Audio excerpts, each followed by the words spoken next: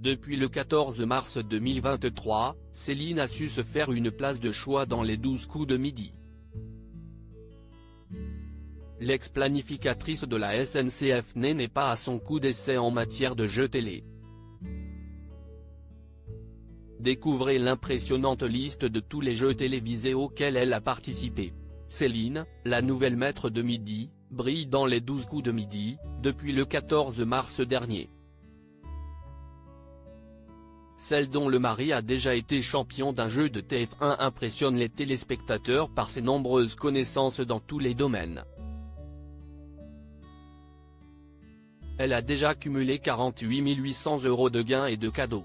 Même si elle n'a pas encore reconnu la personnalité qui se cachait derrière l'étoile mystérieuse, elle exploite au maximum ses compétences dans l'émission de Jean-Luc Reichmann.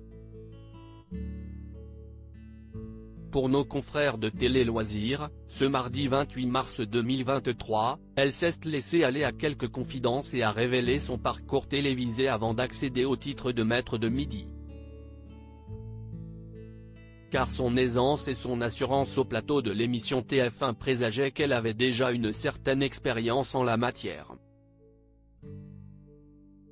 Une grande férue de jeux de culture générale pour Télé Loisirs, Céline a avoué qu'elle adorait passer ses soirées entre amis à jouer à des quiz, assurant « J'aime beaucoup les jeux de culture générale ». Puis, elle a cité les noms des nombreuses émissions auxquelles elle a participé, Slam, Tout le monde a son mot à dire, Question pour un champion, Motus et Harry. Cependant, même si elle reconnaît adorer le jeu France 3 présenté par Cyril Ferraud, elle admet avoir beaucoup perdu. Car il ne suffit pas d'avoir de bonnes connaissances. J'ai rencontré un grand nombre de candidats.